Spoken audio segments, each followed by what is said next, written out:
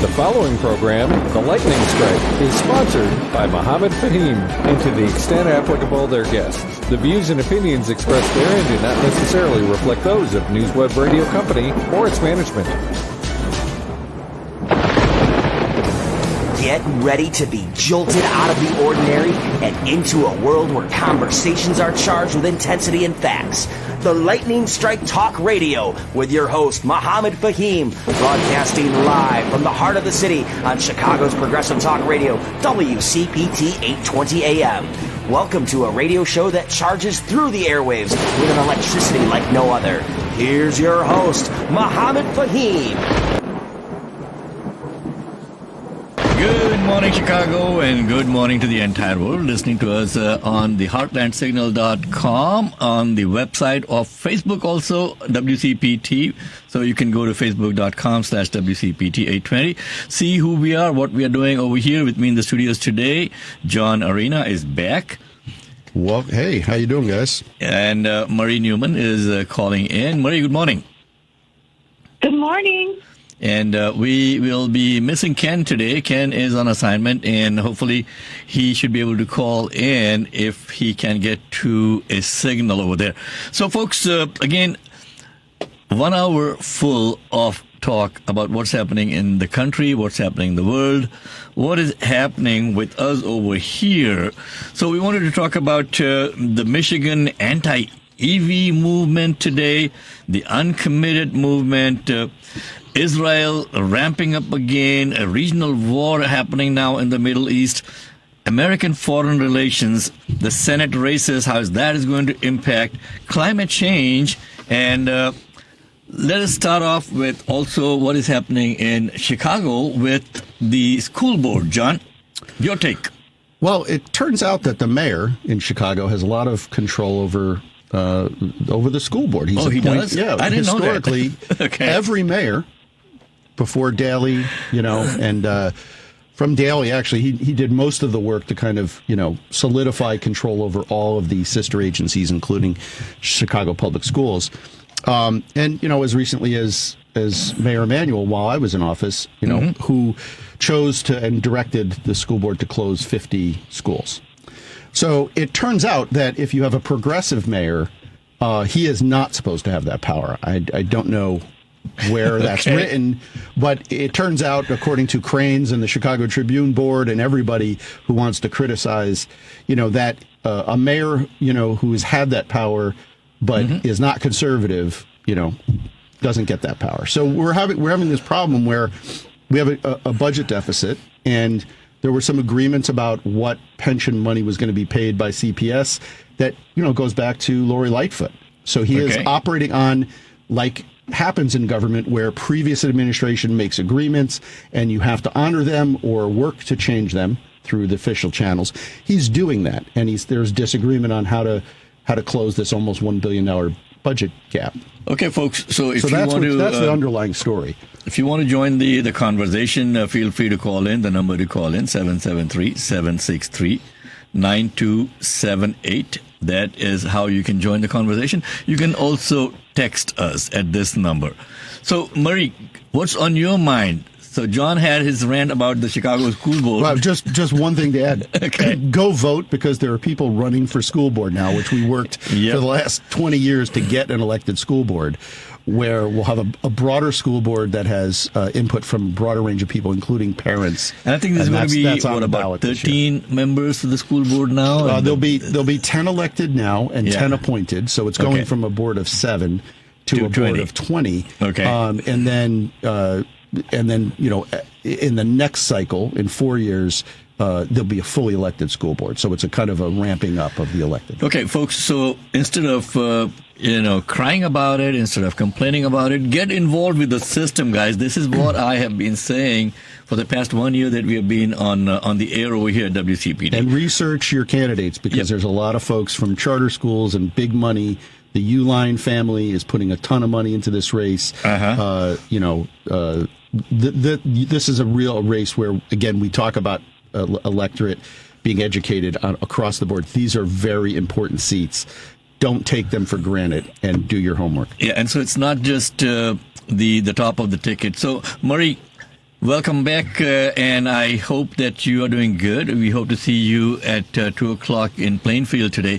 Folks, let us get Murray's take on what's happening with the school board. Murray, you want to have a few words on this? I guess I would echo everything John said, and I'll reiterate what he said about research and getting out to vote.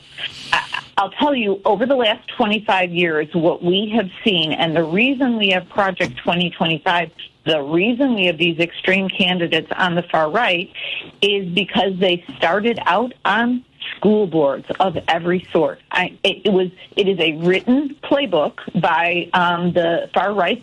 Started out as Tea Party, got worse and worse and worse, and now we have full-on extremists. So if you don't think your school board vote is important, you are incredibly wrong. You are ruining futures left and right. So please research your candidates. The U-Lines and others, Ken Griffin and others, are funding these folks that are on the far right, want guns in classrooms, want vouchers, want your kids to not have the things that they need in their libraries, and much more. So please, for two reasons. On a local level, your school will be better. Your school will be better represented if, in fact, you have elected leaders that are broad thinkers and innovative thinkers and forward thinkers and don't want to bring us back to 1950. So that's important. But then also, these same candidates that get elected go on and move up the food chain into state rep, state senator, member of Congress, and senator. So for all those reasons, vote, vote, vote. And do your research before you vote, folks. So if you want to do some good research on candidates coming up and you want to see what's happening in the political world out there, please go to voteiq.org. That is a software program that has been recently released. This has been launched. You can go to app.voteiq.org to download the program. It's completely free. Or you can go to the Play Store or and the App Store, whatever, and just download that and learn to follow the candidates. Here's the thing. We have to be very, very, very cognizant of the fact that the vote is the biggest power that we have. And for us not to come out and vote, how many days now for the election, John? We're at 23 right now. 23. Okay, 2 or 3 weeks left now, folks. And I am still very surprised to see these quote-unquote national, regional polls coming out.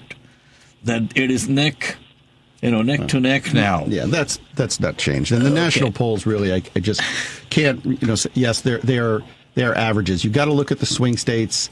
If, again, we're in Illinois, so if people are listening in other states, Michigan and Wisconsin, but if you're in Illinois, go to help out, make phone calls into these other states. Yeah, you and I spoke about something, and a couple of times I said, vote all of these incumbents out, and you took a little bit of umbrage to that and said, hey, you don't know how the system works. So for the listeners out there, please educate us as to how the political system works. I mean, why is it important, number one, from an elector's point of view, to vote and get the right person in?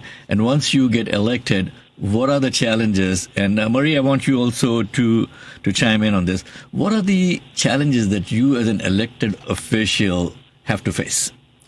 Well, I think, we have an individual vote, and I think there's this transmutation of your individual vote as to, like, it plugs directly into your candidate, and then your candidate has to do everything you think the candidate has to do. And the problem is we have a complicated society, and I represented a ward of 55,000 people. Okay. All right. Marie can talk about the 700,000 that she represented. This is a representative democracy, and your challenge when you get elected is to, one, we want people to vote. We want people to be engaged in the conversation. And as candidates, we're supposed to be taking that in and hearing people through their vote and through their petitioning of government. But once you get in, you have to, a door opens. And, Marie can speak to this too.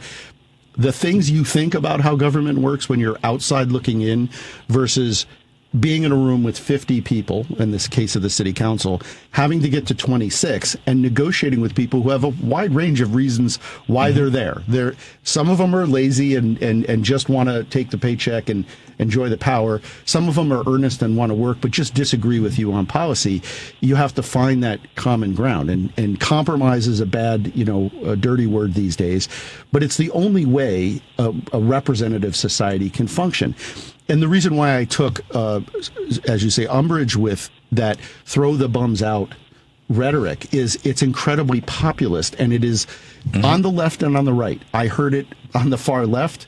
I heard if I made a budget vote, I had people on the far left saying, "How dare you abandon us?" I was like, "Well, we got to pass a budget." And we made, what you do is you petition in the process, being in the room, to get things in that budget or take things out of that budget that don't align with your values. You can't win every battle, but you can win a lot of them. And you have to get to 26 in the case, in my case, or 214, I think it is in the House. In the House. So Maria could speak to this too. So, Marie, as a congresswoman, when you were in the House, what was the biggest challenge that you had in making sure that you are representing the voters and also the values that you would like to bring to that position? Yeah, I think that there were several challenges, right? I'll share a little bit and tag off what John said, is that interestingly, and everybody thinks this is very trite when politicians or former politicians say this, is that we actually do agree on more than we disagree on. That is 100% true. And so I'll tell you, as a very progressive member of Congress, and for those that know me, they know I got along very well with the Republicans because, when I sat on the Small Business Committee, everybody wanted to reduce taxes for micro businesses. So I passed a bill that actually is now in the Senate that we'll go through that reduces taxes by 5%. So at the end of the day, that's just one example. We both agreed on that thing, right, that small businesses are not treated very well.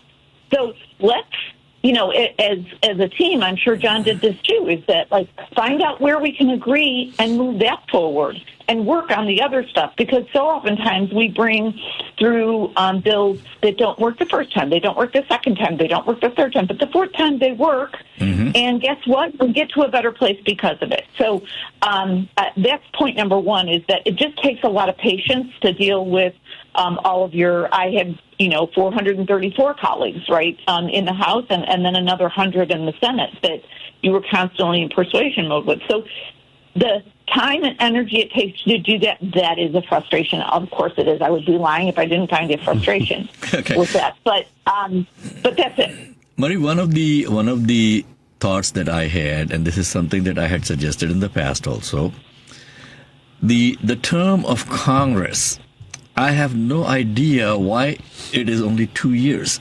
By the time you get elected and you get your feet wet, you're running for office again. So I was looking at a study that 70% of a congressperson's time is spent in trying to run again and raise funds. So less than 30% of the time is actually spent in doing the people's work that you are actually elected to do.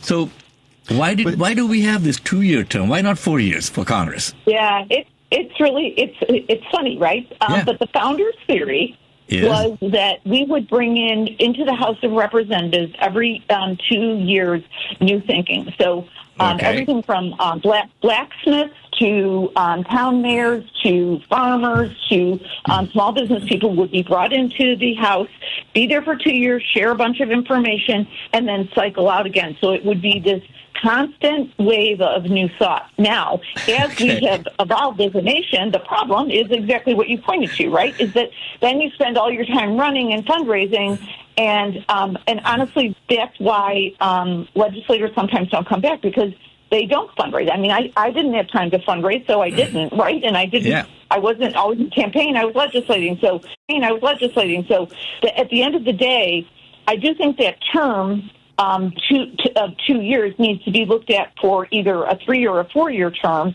And there's a bunch of things around that. Yeah, because I would prefer Republican. we have this was- the Senate for 6 years, right? Yeah, six Yeah. years or 4 So years. if we have the senators for 6 years, why not Congress for at least 4 years? And again, we have a And I think bicameral. there should be term limits also on Congress. Okay, I mean you've got But people let's- 30 years. We're jumping topics here, so Yeah. hold on, because it's a bicameral body. So Yes. the institutional knowledge is the Senate, right? This is the original framers' thinking: is that Okay. you have long-term senators that are looking at the big picture, and then you have the people on the ground. And the thing about campaigning, right, is you're talking to your constituents. You're constantly having to engage to hear what people want and what are their concerns. And that's the role of the House in the conception of the Okay. structure. The problem we have is money in politics. So if you There want you to go. address some of this, for me, it's getting to a place where we're making sure that it's not the lobbyists that are the only voices that are heard because their checks are bigger. We have a movement for small donor campaigns, and that's effective, and people are able to donate $5, and we amplify that. But there are publicly funded ways to publicly fund campaigns to reduce the influence of money, and I think that gets to the core of what your concerns are. I've heard you talk about this. The amount of money you need to raise, if you want to solve that problem, then solve the problem of where the money has to come from. Some of these House races are getting into the $20 million range for a House seat. So I mean, this gets to the problem. That to me is crazy. And then we have some of the local Congress people now. I know one congressman, okay, in Illinois, who has more in his campaign fund, $17 million. That is more than the combined total of both the state senators, Duckworth and Durbin. Yeah. So my question again is, this leads to a lot of corruption, okay? And who are we kidding over here? There is a lot of corruption going on over here. We'll take a quick break at this point, folks. We'll come back with some more interesting conversation, especially what's happening internationally with our friend, the Yahoo out there, trying now to really call on the United Nations. He called on the United Nations on Sunday to immediately pull its peacekeeping force in southern Lebanon. I mean, what is happening out there, folks? So we'll take a quick break, come back, and if you want to join the conversation, 773-763-9278. Very good conversations today.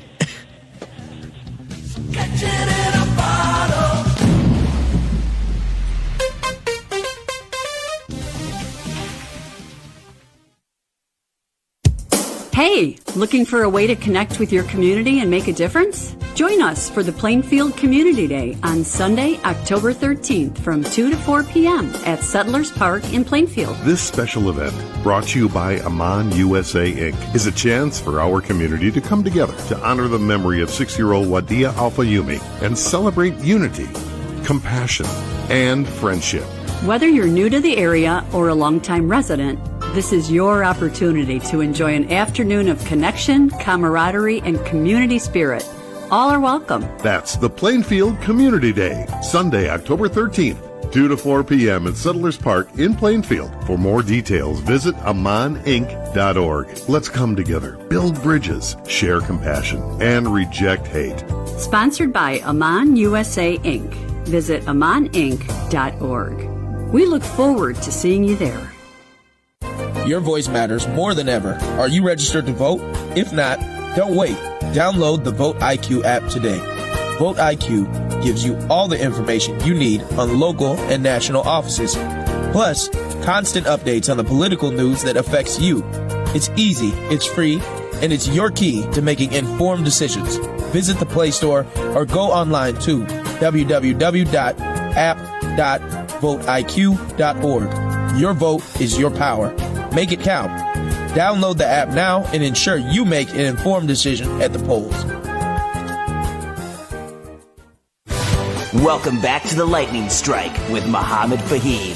Okay, folks, so welcome back to the Lightning Strike. We are here every Sunday morning from 9 to 10 on WCPT, Chicago's progressive talk radio station. And nationally, internationally, you can follow us on the heartlandsignal.com website or facebook.com/WCPT820. And you can also go back to our website, tlschicago.com. After the end of the show, we normally post the show over there on the website in a couple of days. And you can also follow us on our YouTube channel, which is youtube.com at TLS Chicago. I think there's a / in there somewhere. Okay, so, Murray, Prime Minister Benjamin Netanyahu now on Sunday is threatening the United Nations to immediately pull its peacekeeping force in southern Lebanon from areas where Israel is battling Hezbollah. Okay, saying that the terror group is using the international force as human shields.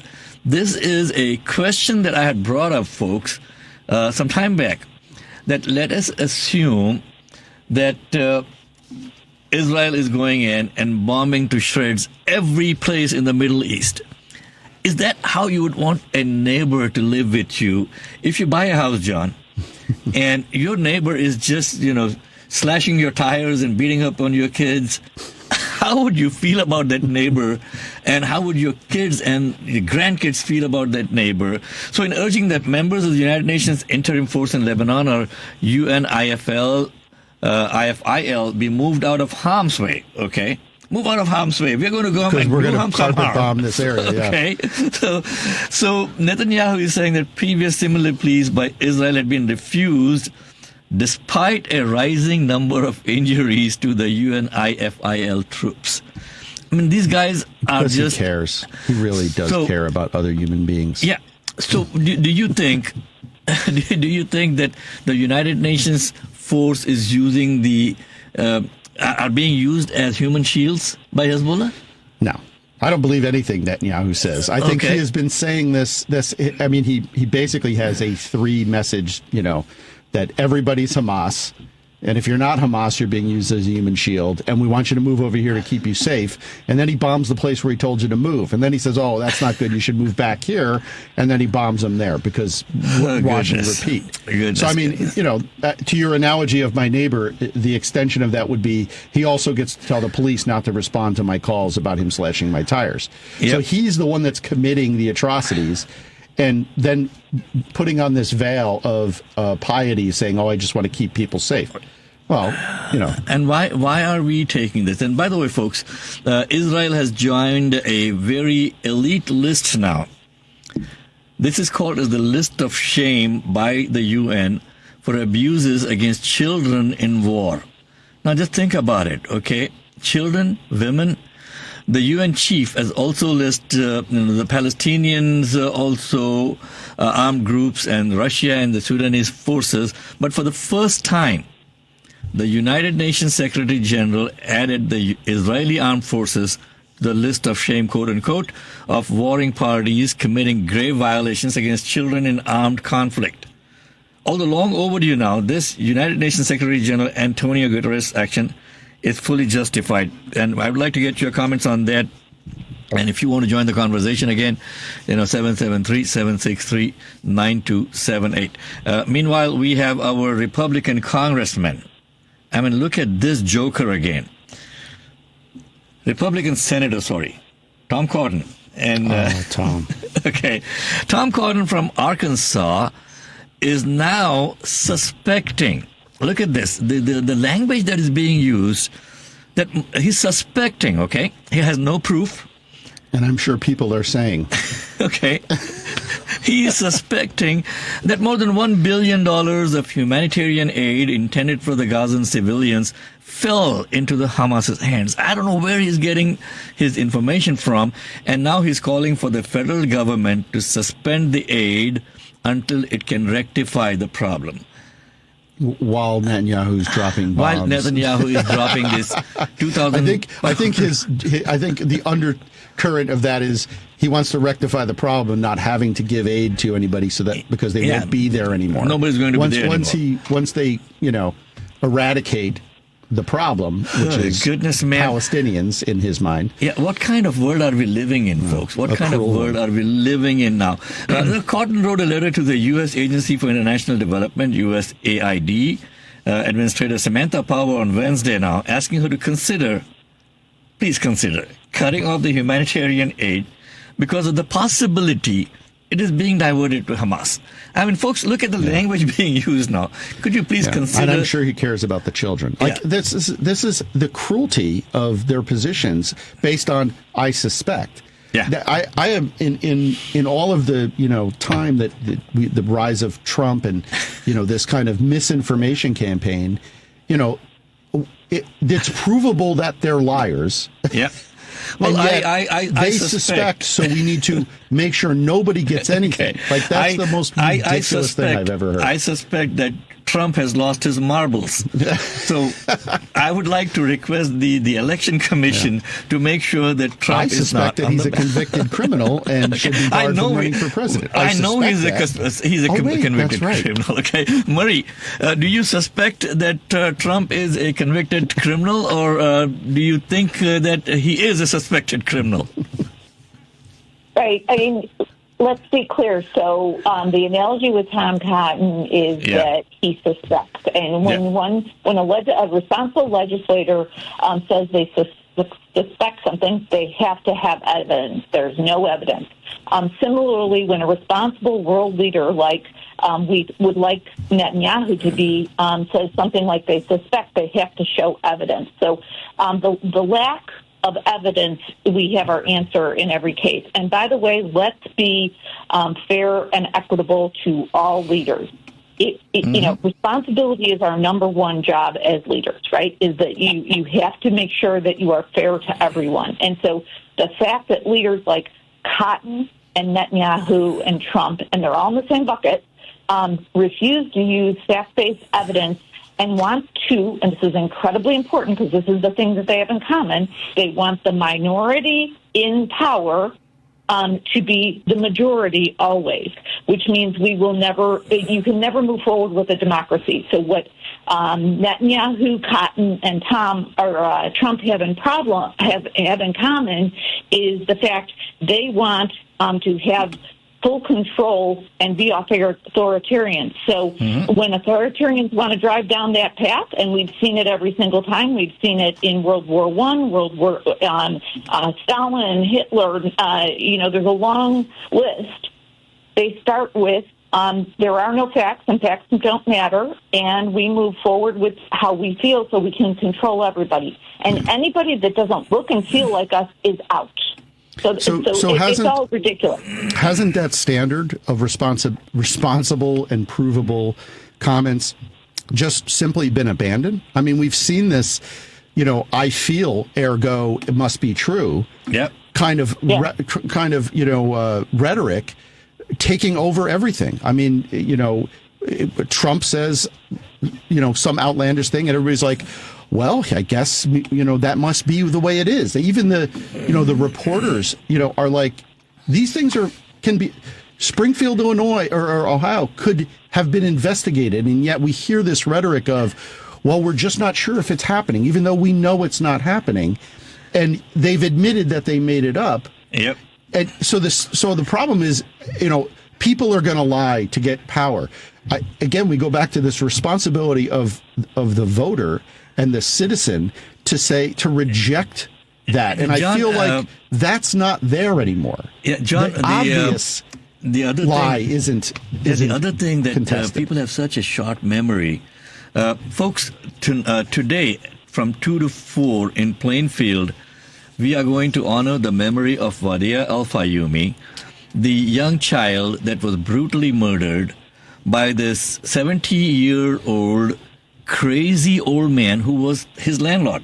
Okay, who listened to this kind of rhetoric regularly. For 15 days straight. His wife said that Joseph Zuma was listening to talk radio, right-wing talk radio, for 15 days, and he just lost his marbles on that.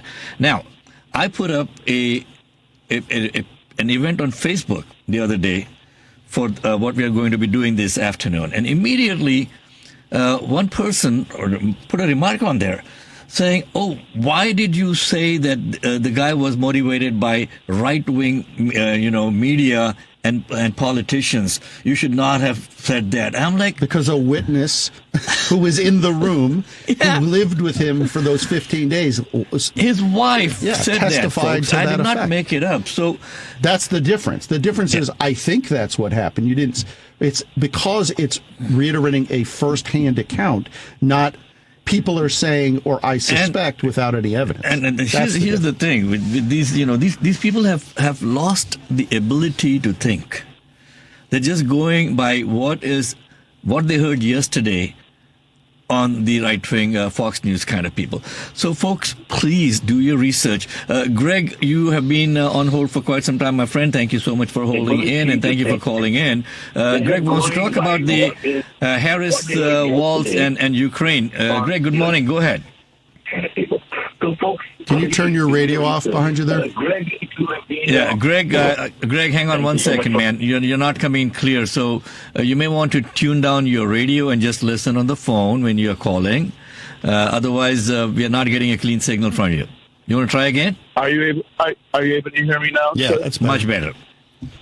All right, great. So to tie in with your topic, one of your topics today, which is the uncommitted, I think they call themselves in Michigan because they're so disappointed and abhorred at the policy of the Biden administration, the Biden-Harris administration, not being able to rein in Netanyahu's administration and the horrific overreaction of the military destroying the community in Gaza.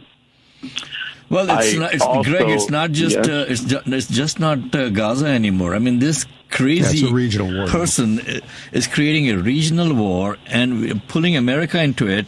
American forces went and bombed the Houthis recently. Did you know that? It was our forces going in to fight on behalf of Netanyahu, and that is a dangerous trend that we need to hold our people accountable for, man.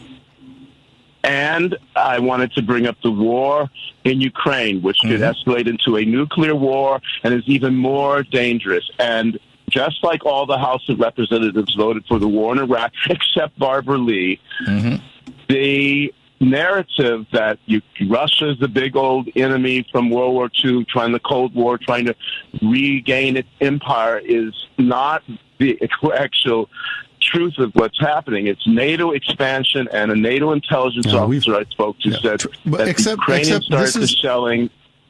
Greg, the problem with what you said, and you've said this on the show before, Putin has literally said that.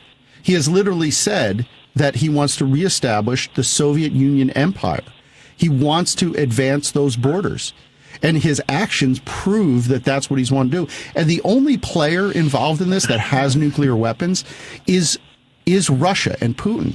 He's the one that's threatened the use of this, not Ukraine. They don't have nuclear weapons. If they become a part of NATO, then American hypersonic nuclear missiles will be 300. But they're trying to get them to join NATO. In response to the aggression to join NATO. Because what's the distance from Kyiv to Poland? Like, to talk about it that he's worried about his border, and there's the entirety of Ukraine between his border and Poland and the NATO countries, and it's in response to his aggression that the conversation about they never were going to join NATO. That was part of the agreement with when they became an independent state. John, we are running short on time. NATO, Greg, let's continue the conversation next week if we have some time. We are almost at 9:40 now, and we've got 20 minutes left, and we have our person of the week coming up shortly. But here's the thing, folks. It's been 1 year now since Netanyahu said he's going to pound the, whatever out of Hamas. Didn't happen. Now, it's been nearly 2 weeks into Israel's ground offensive in Lebanon, and Hezbollah is continuing to fire rockets. So this is not going to end. And what I was reading the other day was that Israel goes in and they have all of these cameras covering these huge bombs that are falling. By the way, those bombs were paid by us, the American people. And they have these big blooms that you see, this fireballs and everything. But most of the real facilities are supposed to be underground over there. They're not even touching those underground things because they can't. Okay? And this war is going to continue for a long time, folks, with just poor little human beings who have nothing to do with any of these policies getting slaughtered day in and day out. So Hezbollah now continues to fire dozens of rockets into Israel, nearly 2 weeks after Israel began its ground incursion, right? So what is happening? Is Israel winning the war? Is Israel ever going to win the war? I don't think so. Especially now they are really taking off Iran, and Iran is not to be taken lightly.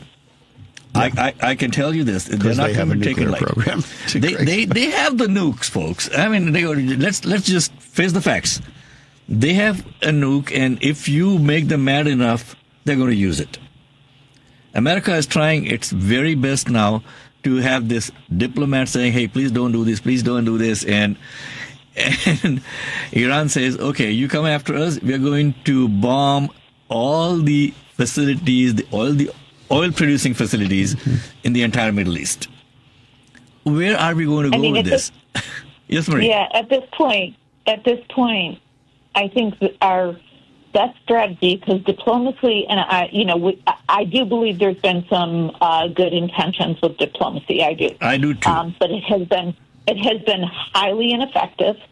We have to start working with the people of Israel to save them, meaning that the only way to end this now regional war, and by definition it is a regional war, we have to stop playing games, it is a regional war that could become a world war.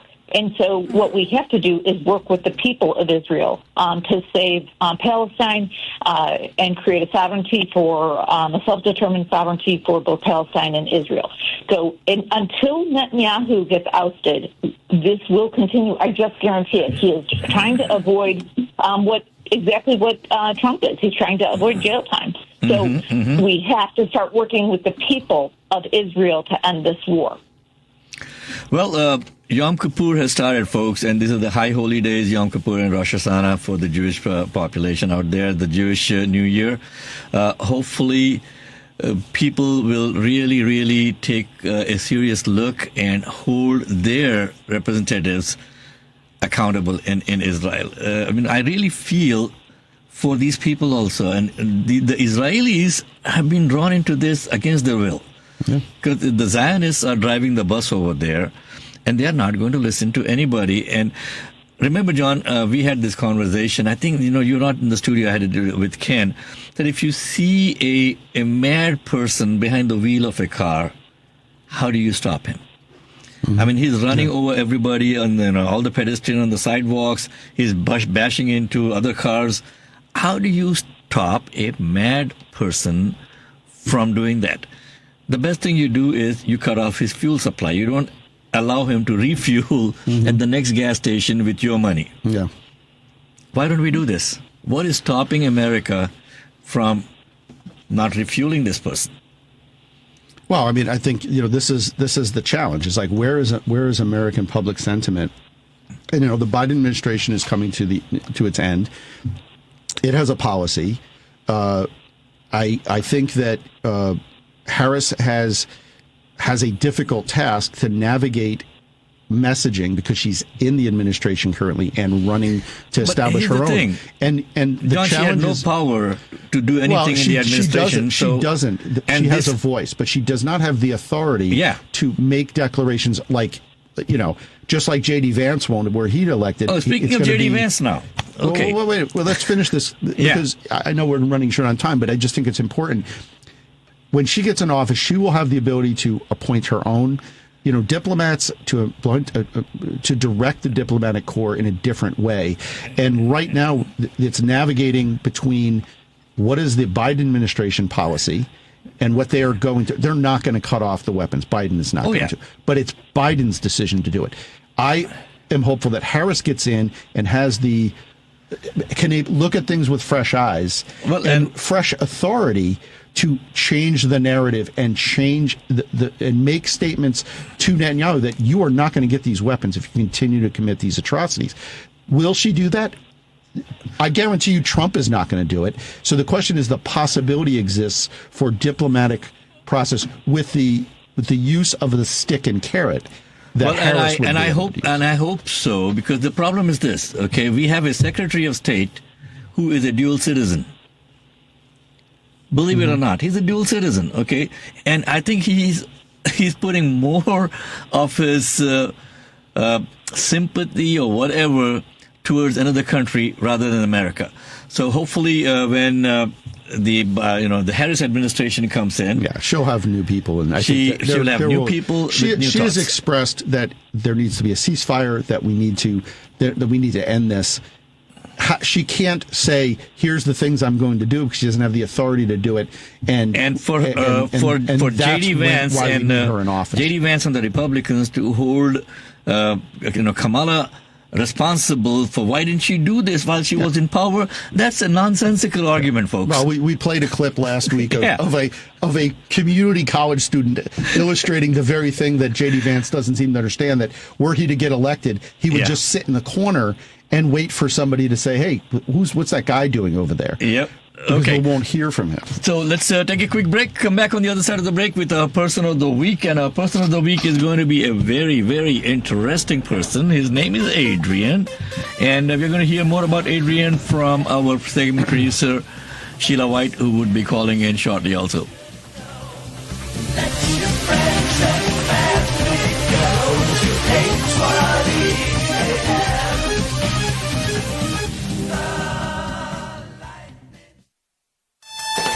Hey Jude, I got your Zoom request. What's up?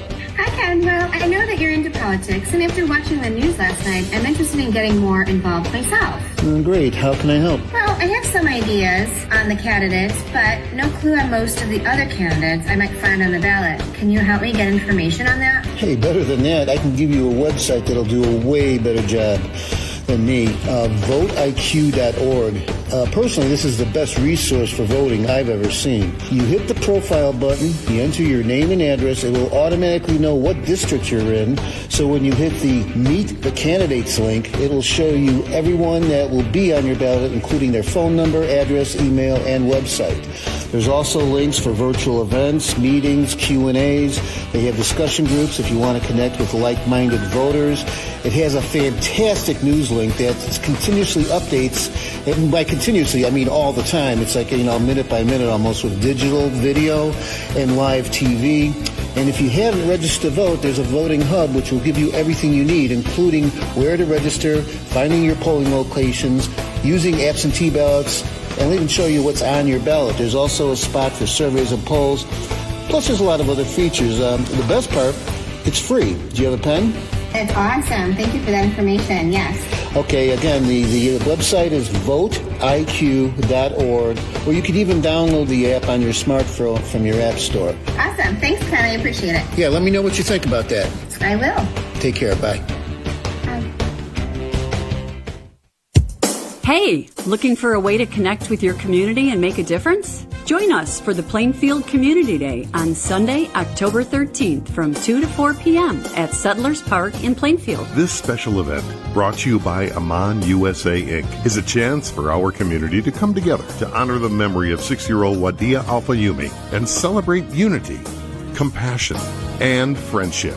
Whether you're new to the area or a longtime resident, this is your opportunity to enjoy an afternoon of connection, camaraderie, and community spirit. All are welcome. That's the Plainfield Community Day, Sunday, October 13th, 2 to 4 p.m. at Settlers Park in Plainfield. For more details, visit AmanInc.org. Let's come together, build bridges, share compassion, and reject hate. Sponsored by Aman USA Inc. Visit AmanInc.org. We look forward to seeing you there. Welcome back to the Lightning Strike with Mohammed Fahim. Okay, folks, welcome back to the Lightning Strike. And Murray just corrected a couple of things that we said, that Secretary of State Blinken is not a dual citizen. He's just a Jewish citizen. But I think I read a long time back that he holds dual citizenship. A lot of people of Jewish ancestry now have dual citizenships. So we'll do some more research into it. He's a Jewish American citizen, not a citizen of Israel. Okay. Again, there are things that we need to correct, as soon as we hear about it, we do correct it. Okay. Speaking of that, we got Sheila White, our segment producer. And if you'd like to be a guest on the show and be featured as a person of the week, or just to come on in and share some of your life experiences with us, go to our website, tlschicago.com, and send us a message from there. Sheila, good morning. Good morning, Mohammed. I am really excited. Good morning, John. For that person of the week, he is a recording artist, a gospel recording artist. He's been around for over 32 years in the gospel arena. He's been singing with great artists throughout the Chicagoland area. His name is Adrian King, and there's a great event that's coming up in Chicago on October 25th in the Chicagoland area with a lot of gospel greats coming to the Missionary Baptist Church in Chicago. I just want to welcome Adrian King to the show this morning. Welcome, Adrian. Hey, good morning, my sister. How are you? Good morning, Adrian. Excellent. And good morning to you. I am your brother over here, man. You just have Sheila as your sister. You got two brothers sitting over here also in the studio today. Oh, okay. I'm sorry. Family. Good morning, family. Good morning. Reword that. Okay. So, Adrian, I will let Sheila take the ball and run with it now, because it seems that she is in awe of you and what you have done. You know, Adrian has been around the Adrian has been around the Chicagoland area for quite a while. He's been inspiring and uplifting people throughout the country, actually. And he's not new to this, Mohammed. He's not new to this. He's true to this. Mm-hmm. And music is a way of uplifting us and inspiring us. And this is what we need today in this world, something to take our minds off of the gloom and the doom that's going on around our world. Adrian, can you talk a little bit about your career and what you've been doing? Oh, yes. I'll give you the Cliff Note version. Music is something that I never anticipated. I had no interest in it really whatsoever, other than as little children, you know, they would listen to their favorite rap artists and things of that nature. And I got into the music because I was a child that was made to go to church. And we went to one of those churches that started when it was dark outside in the wintertime, 7 a.m., and ended when it was dark outside, 11 p.m. We had service all day, and Mama was like, I don't care what you do, you're going to church. Well, anyway, in doing that, I had to be active in the church in something, so I decided to get on the usher board, simply because the ushers are hosts and they can move around, and, you know, the children don't like to sit in one spot. And so while being on the usher board, it's kind of funny, but it's true, I saw a young lady that I had the ultimate crush on. But the problem was she was in the choir, and the choir sat all the way at the front of the church, and the usher sat all the way in the back. So I, in my little creative mind, said, let me go and get in the choir, even though I can't sing a lick, just so I can sit close to her and be able to pass notes. So I got on the usher board, got in the choir, couldn't hold a tune in the bucket, and I would pass notes and things for her. Well, fast forwarding, giving a song the lead, sing lead by herself. And at that time, I was goofing around on the keyboard like any kid would do, not playing for real. The only thing I could play was the music from Beverly Hills Cop. Do, do, do, do, do, do, do, do, do. So, anyway, see what love makes you do, Adrian. Myself, if I could pick out what her parts were, then I could get a chance to rehearse and spend time with her on my own, and that'd be my chance to spend time and shoot my shot. Well, fast forwarding, we got to a rehearsal. And the musician wasn't there, so then the choir director says, well, what are we going to do? Her, with her big mouth, says, well, Adrian helped me with my part, so maybe he can help you all with yours. I said, wait, I'm not ready for the big league. This was just to try to get close to you. Okay. And they put me on the spot, and miraculously, I was able to pick out their parts. So I said all that to say, little did I know that God had put a gift inside of me, but it just took the right thing to motivate it and bring it to fruition. And I think it took the right woman to motivate you, Adrian. Come on, not the right thing. I'm sorry? I said it took the right woman to motivate you, not the right thing. Well, God uses what he uses. Oh, come on, man. That's an excuse. That is an excuse if I ever heard something, Adrian. Okay. Admit it. You fell head over heels, my friend. And then the muse kicked in. Okay. He may have done it through some chicken wings. God can use anything he decides to use, as long as he gets you to your expected place. So, folks, we got Adrian King. He's a gospel artist, and he's talking about the muse that actually made him what he is today. So, Adrian, a wonderful story. What is happening again? Sheila, you said that there's an event happening that Adrian and a lot of other gospel artists are going to be, participating in. Okay. Yes, Adrian, I can share about the that. event that's coming up in October. I sure will. So fast forwarding from all of what I just said, God ended up blessing me to start my own group in 1992 by the name of Reverence. The word reverence means honor. Okay. And on Saturday, October 26th at 6 p.m., Reverence will be celebrating 32 years of existence. It's our 32nd year anniversary. God has kept us together, inspiring people and inspiring each other, encouraging each other for 32 years. God has blessed us to record 7 CDs. And we're actually working on our 8th CD right now. So the date is Saturday, October 26th at 6 p.m. It's going to take place in Chicago, Illinois at the New Covenant Missionary Baptist Church, which is 754 East 77th Street. That's Chicago, Illinois. Doors will open at 5:30 p.m. Concert is at 6 o'clock. Tickets for the concert are $20 in advance, and for VIP seating, and $10 for general seating. But many people now, I think, we're just about out of tickets, so the door rate is $15. So anybody that wants to come by and be inspired, real quick about the guests, Demetrius West and Jesus Promoters, a fabulous choir out of Indianapolis, Indiana, Stellar Award nominated, and also Brother Darius Twyman of Detroit, Michigan. So we're just going to sing and encourage people to have a real good time. And I thank you all so much. Adrian, is there a website that people can go get some more information from? Absolutely. You can go to AdrianBKing.com. You can visit us on Instagram, Adrian B. King Music.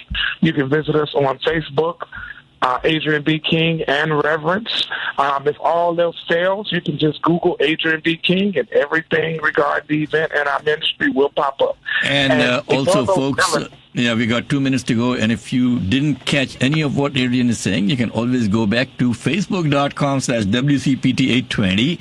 Watch the show again, and you have all this information that you can actually sit down and slowly write down the information that Adrian shared with you, or go to TLSChicago.com, and we're going to be posting all this conversation on the TLS.com, Chicago.com website also, Adrian.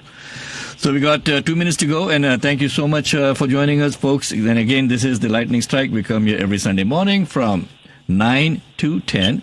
If you would like to join the conversation, feel free to call in, text us. With me in the studio today, John Arena and Murray Newman had called in. I'm headed out to Plainfield now for the Memorial Day that we are doing, the Plainfield Community Day from 2 to 4. If you want to meet us, come over there. It's going to be at the Settlers Park in Plainfield, which is right opposite the Plainfield Village Hall. And it's not going to be a political event or a religious event. We just want to make sure that people understand that there is a growing number of people who are against hate in our country. The United States Senate recently passed the Wadi resolution also to condemn hate in all its forms against people of all faiths and beliefs and religions. So please go back and Google it, the Senate resolution, the Wadia resolution, and you will come to know that we live in this great country, and let's make sure that this country becomes the best country again in the world for all of us. Thank you so much for listening in, and thank you so much for joining the conversations. John, thank you for being in the studio today. Glad to be here. And next time, please bring in a fish so we can I'll be smoking some salmon. So John went fishing. Well, I'm going to smoke some ribs and watch the Bears game that is happening in London. Okay, folks. Over and out.